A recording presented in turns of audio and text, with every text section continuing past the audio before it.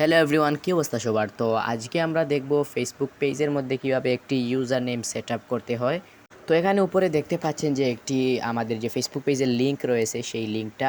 তো এরকম যদি আমরা কাউকে এরকম একটা লিঙ্ক দেই তাহলে কেমন দেখায় না। তো এজন্য আমরা সঠিকভাবে একটি ইউজার নেম সেট আপ করব।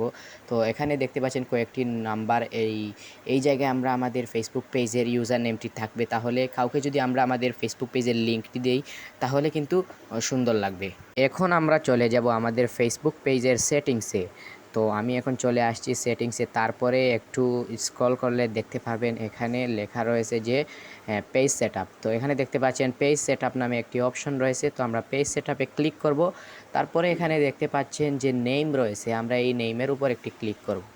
ক্লিক করার পরে একটু ওয়েট করতে হবে। তো এখানে দেখতে পাচ্ছেন যে নেম দেখাচ্ছে এবং নিচে একটি ইউজার নেমের অপশন রয়েছে। তো এখানে কোনো ইউজার নেম নাই এমন দেখাচ্ছে। তো এখন আমরা একটি ইউজার নেম সেট আপ করবো। তো এখানে এডিট বাটন দেখতে পাচ্ছেন, আমরা এই এডিট বাটনে ক্লিক করব।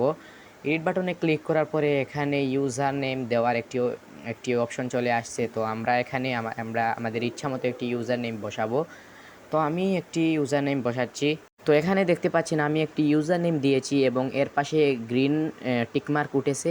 তো আমরা এখন সেভ চেঞ্জে ক্লিক করব। তো সেভ চেঞ্জে ক্লিক করার পরে এখানে আমার যে মেইন ফেসবুক আইডি রয়েছে এবং ফেসবুক আইডির নিচেই ফেসবুক আইডির পাসওয়ার্ডটা দিতে বলতেছে। তো আমি এখন আমার ফেসবুক আইডির পাসওয়ার্ডটা এখানে দিব। তো আমি আমার ফেসবুক আইডির পাসওয়ার্ডটা দিয়েছি। এখন এই সাবমিট অপশন রয়েছে, এই সাবমিট অপশনে আমরা ক্লিক করব। ক্লিক করার সাথে সাথে দেখতে পারবেন যে আমাদের ফেসবুক পেজের যে ইউজার নেমটি দিয়েছি আমরা সেই ইউজার নেমটি সেট আপ হয়ে গেছে। তো দেখতে পাচ্ছেন এখানে আমাদের যে ইউজার নেমটি আমরা দিয়েছি সেই ইউজার নেমটি এখানে সঠিকভাবে হয়ে গেছে। তো দেখতে পাচ্ছ আমাদের ইউজার নেমটি এখানে সেট আপ হয়ে গেছে। তো আজকের ভিডিওটা ছিল এই পর্যন্ত। ভালো লাগলে লাইক করবেন এবং চ্যানেলটিকে সাবস্ক্রাইব করে আমাদের পাশে থাকবেন। ধন্যবাদ সবাইকে।